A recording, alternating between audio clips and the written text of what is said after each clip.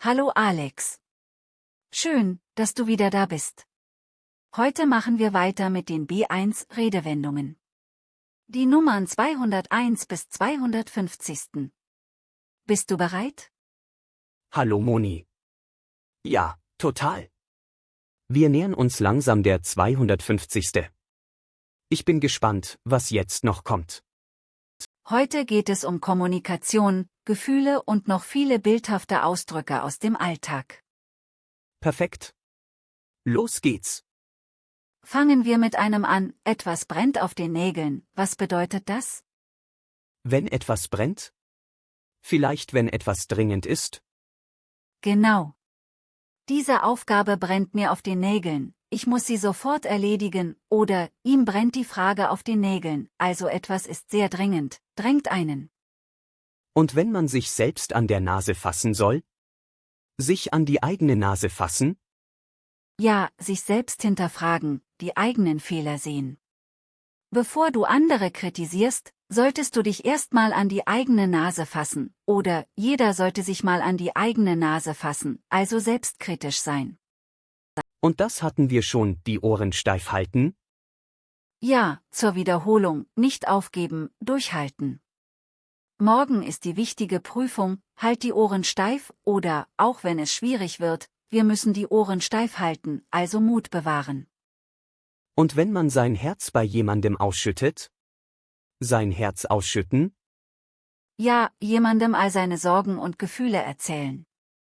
Bei ihrer besten Freundin konnte sie ihr Herz ausschütten, oder er schüttete mir sein Herz aus und erzählte von all seinen Sorgen, also sich öffnen, vertrauen. Und wenn man sich etwas merken soll? Sich etwas hinter die Ohren schreiben? Ja, etwas nicht vergessen, eine Lehre daraus ziehen. Schreib dir das hinter die Ohren, so etwas machst du nicht noch einmal, oder, das solltest du dir hinter die Ohren schreiben, also gut merken. Und wenn jemand gutherzig ist? Das Herz auf dem rechten Fleck haben? Ja, ein guter Mensch sein, ehrlich und hilfsbereit. Mach dir keine Sorgen, sie hat das Herz auf dem rechten Fleck, oder, ihm kann man vertrauen, er hat das Herz auf dem rechten Fleck, also charakterlich in Ordnung. Und wenn man etwas Falsches sagt? Sich die Zunge verbrennen? Ja, etwas Unpassendes sagen und dann Probleme bekommen. Pass auf, was du sagst, sonst verbrennst du dir noch die Zunge, oder, mit dieser Äußerung hat er sich die Zunge verbrannt, also sich mit Worten schaden. Und wenn man nicht schlafen kann? Kein Auge zutun? Ja, die ganze Nacht wach bleiben, kein Auge zumachen können. In der Nacht vor der Prüfung konnte ich kein Auge zutun, oder, bei dem Lärm von der Baustelle konnte ich kein Auge zutun, also schlaflos sein. Und wenn man viel weint? Sich die Augen ausweinen? Ja, sehr lange und heftig weinen. Nach der Trennung hat sie sich die Augen ausgeweint, oder, du kannst dir doch nicht die Augen ausweinen, es wird schon wieder, also sehr traurig sein. Und wenn jemand etwas ablehnt? Die Nase rümpfen? Ja, mit der Nase zeigen, dass man etwas nicht mag. Bei dem Geruch rümpfte sie angewidert die Nase, oder, über das einfache Essen rümpfte er die Nase, also ablehnen, verachten. Und wenn man gleicher Meinung ist?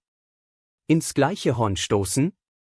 Ja, dasselbe sagen, die gleiche Position vertreten. In dieser Frage stoßen wir beide ins gleiche Horn, oder, die beiden Kollegen stoßen immer ins gleiche Horn, also einer Meinung sein. Und wenn jemand verdreht, was man sagt? Das Wort im Munde umdrehen? Ja, jemanden falsch zitieren, die Worte verdrehen. Er dreht mir jedes Wort im Munde um, oder, man muss aufpassen, sonst dreht er dir das Wort im Munde um, also manipulieren. Und wenn man etwas nicht direkt sagt? Durch die Blume sagen? Ja, etwas andeuten, indirekt sagen, um jemanden nicht zu verletzen. Um ihn nicht zu verletzen, sagte sie es ihm durch die Blume, oder, er ist sehr direkt und sagt nichts durch die Blume, also verblümt, indirekt. Und wenn etwas offensichtlich ist? Das liegt auf der Hand? Ja, klar, offensichtlich, man sieht es sofort. Die Lösung liegt doch auf der Hand, oder, dass er der Täter ist, liegt auf der Hand, also eindeutig. Und wenn jemand direkt zur Sache kommt? Auf den Punkt kommen? Ja, ohne Umschweife das Wesentliche sagen. Komm bitte endlich auf den Punkt, oder, es fällt ihm schwer, auf den Punkt zu kommen, also präzise sein. Und wenn jemand sich selbst widerspricht? Sich in Widersprüche verstricken? Ja, immer mehr Widersprüche produzieren, sich verfangen. Im Verhör verstrickte er sich immer mehr in Widersprüche, oder, wenn du nervös bist, verstrickst du dich leicht in Widersprüche, also sich selbst verraten. Und wenn jemand direkt seine Meinung sagt? Kein Blatt vor den Mund nehmen? Ja, frei und direkt sprechen, nichts verschweigen.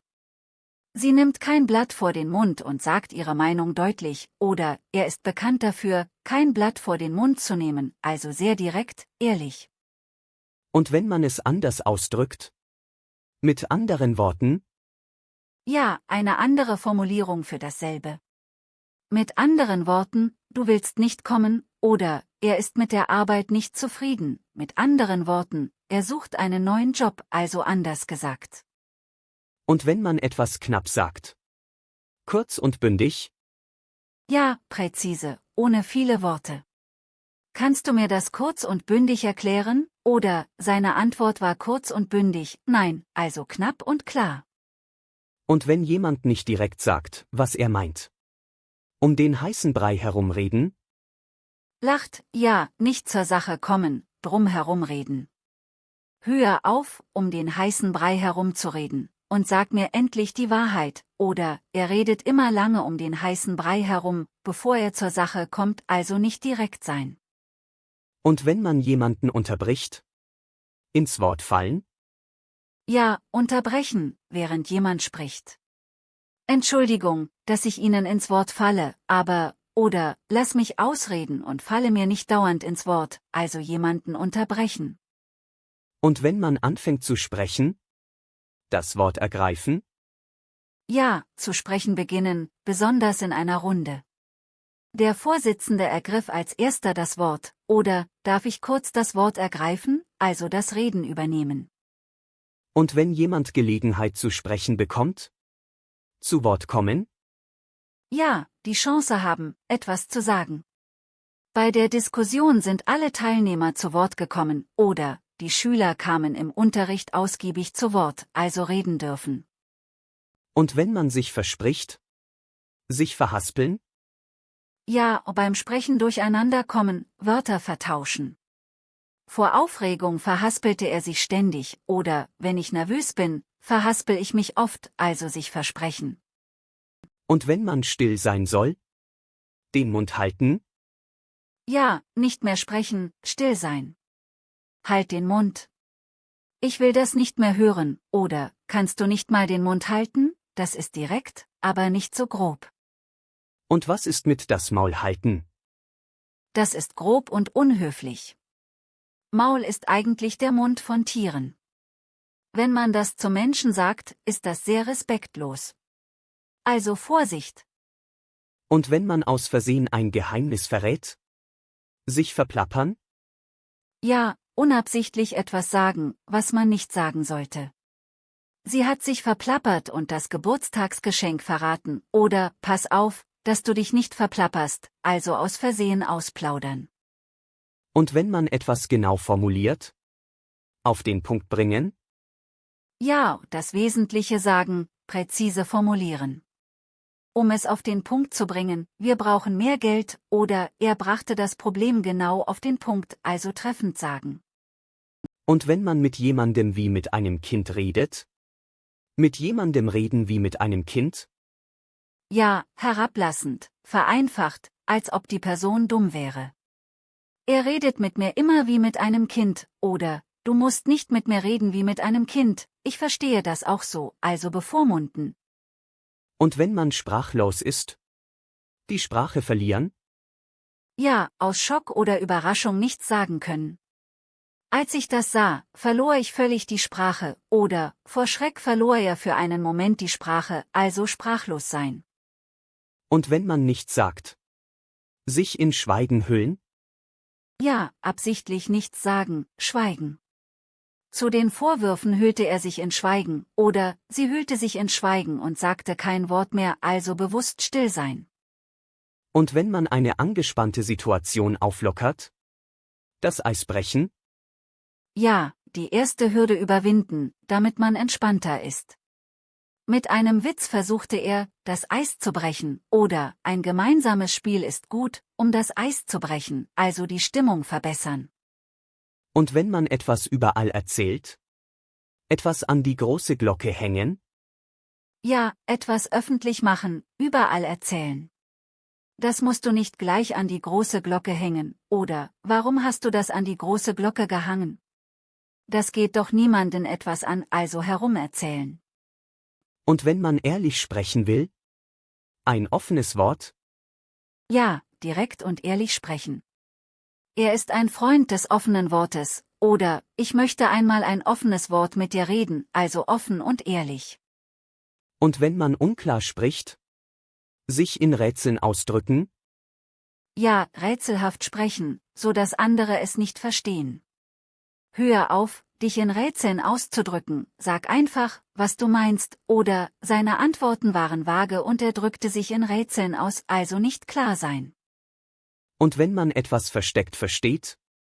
Zwischen den Zeilen lesen? Ja, den versteckten Sinn in einer Nachricht verstehen. Wenn du zwischen den Zeilen liest, verstehst du, was er wirklich meint, oder, in ihrem Brief konnte ich zwischen den Zeilen ihre Traurigkeit lesen, also das Ungesagte verstehen. Und wenn viele dasselbe sagen? Das sagen alle? Ja, eine allgemeine Meinung. Das ist ein tolles Restaurant. Das sagen alle, oder, er ist sehr kompetent. Das sagen alle, also die allgemeine Meinung. Und wenn man zustimmt? Das kann man so sagen? Ja, das ist richtig, so kann man es sagen. Also bist du einverstanden? Ja, das kann man so sagen, oder, es war eine schwierige Entscheidung. Das kann man wohl so sagen, also Zustimmung. Und wenn man etwas direkt sagen will? Um es direkt zu sagen? Ja, eine Einleitung für etwas, das vielleicht unangenehm ist. Um es direkt zu sagen, deine Arbeit ist nicht gut genug, oder, um es direkt zu sagen, ich habe keine Lust mehr, also ohne Umschweife. Und wenn man etwas noch stärker ausdrücken will? Um nicht zu sagen? Ja, man sagt etwas, aber eigentlich meint man, es ist noch schlimmer. Das war eine Katastrophe, um nicht zu sagen ein Desaster, oder, sein Verhalten war unverschämt, um nicht zu sagen frech, also verstärkend. Und das hatten wir schon, sich etwas hinter die Ohren schreiben? Ja, zur Wiederholung, etwas gut merken. Das kannst du dir hinter die Ohren schreiben, oder, schreib dir das hinter die Ohren, so etwas macht man nicht, also nie vergessen. Und wenn man in der Schule war? Die Schulbank drücken? Ja, Schüler sein, zur Schule gehen. Früher habe ich auch mal die Schulbank gedrückt, oder, jetzt heißt es wieder die Schulbank drücken für die Weiterbildung, also lernen. Und wenn man etwas sicher weiß? Etwas aus erster Hand wissen? Ja, direkt von der Quelle, nicht über andere.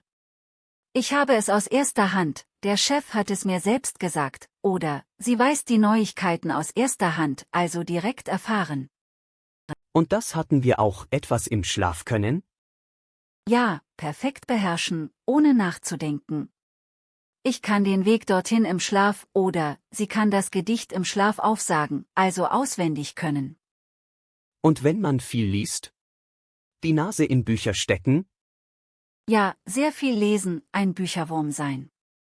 Als Kind hat er immer die Nase in Bücher gesteckt, oder, sie steckt ihre Nase den ganzen Tag nur in Bücher, also lesesüchtig sein. Und wenn man intensiv nachdenkt? Sich den Kopf zerbrechen? Ja, sehr angestrengt über etwas nachdenken, grübeln. Ich zerbreche mir den Kopf, wie wir das Problem lösen können, oder, mach dir keine Sorgen, zerbrich dir nicht den Kopf darüber, also viel nachdenken. Und wenn man informiert ist? Auf dem Laufenden sein? Ja, immer die neuesten Informationen haben. Ich lese täglich Zeitung, um auf dem Laufenden zu bleiben, oder, hältst du mich bitte auf dem Laufenden, also informiert bleiben. Und wenn etwas verdächtig ist? Etwas kommt jemandem Spanisch vor? Ja, seltsam, nicht richtig, verdächtig. Die ganze Geschichte kommt mir spanisch vor, oder sein Verhalten kommt mir sehr spanisch vor, da stimmt doch was nicht, also komisch vorkommen.